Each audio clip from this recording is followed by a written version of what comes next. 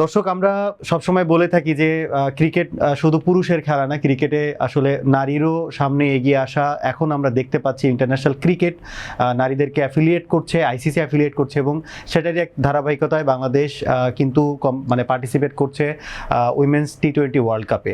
তাদের প্রথম ম্যাচে বাংলাদেশ কিন্তু জয় পেয়েছে এবং দ্বিতীয় ম্যাচে কিন্তু আসলে তারা যদি বলি যে অস্ট্রেলিয়ার কাছে অতটা ভালো করতে পারেনি যতটা আমাদের আশা করেছিলাম।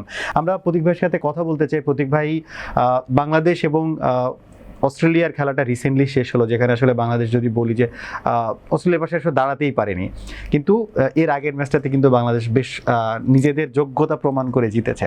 ওভারঅল যদি এইবারের ওয়ার্ল্ড কাপ নিয়ে কথা বলতে বলি, বাংলাদেশের পারফরমেন্স নিয়ে বলি, আপনার ক্ষেত্রে আপনি কি বলতে চান বা আপনার অ্যানালিস্ট অ্যাঙ্গেল থেকে আপনি কি বলতে চান?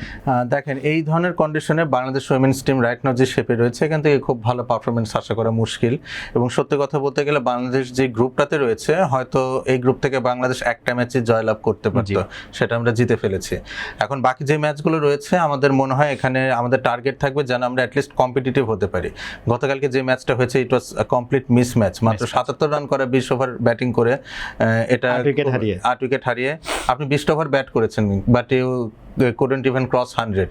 এটা কিন্তু খুবই দৃষ্টিকটু বিষয়, যেখানে আমাদের স্কিপার নিগার সুলতানা জ্যোতি 27টি রান সংগ্রহ করেছেন। দ্যাট মিনস উনি সেট হওয়ার পর আসলে ক্যাপিটালাইজ করতে পারেননি। তার মানে টি-20 ব্যাটিং এর ধরন নিয়ে আমাদের প্রচুর কাজ করার জায়গা রয়েছে। আর মোরওভার খেলাটা যেহেতু বাংলাদেশে না বা এই ধরনের কন্ডিশনে হচ্ছে না, ইংল্যান্ডে খেলা হচ্ছে, এখানে কোয়ালিটি ফাস্ট বোলার্স লাগবে আমাদের। অ্যাপার্ট ফ্রম মারুফা কোনো কোয়ালিটি ফাস্ট বোলার নেই, কোনো ফাস্ট বোলিং অলরাউন্ডার নেই। আপনি যদি অস্ট্রেলিয়ার দিকে তাকান, সেখানে এলিসা পেরি রয়েছে। আপনি যদি নিউজিল্যান্ডের দিকে তাকান, সোফি ডিভাইন রয়েছে। আপনি সাউথ আফ্রিকার দিকে প্রচুর ফাস্ট বোলিং অলরাউন্ডার রয়েছে, ন্যাডিন ডি ক্লার্ক রয়েছে, মারিজান কাপ রয়েছে, ডার্কসেন রয়েছে। ইভেন পাকিস্তানের স্কিপার ফাতিমা সানা লাস্ট ম্যাচে সাউথ আফ্রিকার বিরুদ্ধে কি দুর্দান্ত ইনিংস খেলেছে, 30 বল 50 করেছেন। এরকম ফাস্ট বোলিং অলরাউন্ডার আমাদের টিমে নেই। আমরা ঋতুমণিকে দিয়ে এই সার্ভিসটা নেওয়ার চেষ্টা করছি, but she is a type of half allrounder. আমি যেটা মেন্স ক্রিকেটের ক্ষেত্রে বলে থাকি, হাফ অলরাউন্ডার দিয়ে আপনার আসলে পারপাস সার্ভ হবে না।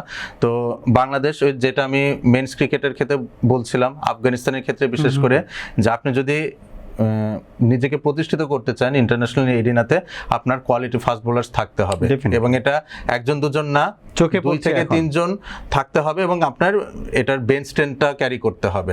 তো বাংলাদেশের ওমেনের ক্ষেত্রে মারুফা আক্তার, ফারিহা তৃষ্ণা, এর বাইরে নেই। জাহানারা আলম এখন খেলছেন না ইন্টারন্যাশনাল ক্রিকেট। আমার মনে হয় জাহানারা আলমকে আমরা বেশ মিস করছি লাস্ট 1 থেকে 1.5 বছর ইন্টারন্যাশনাল ক্রিকেটে।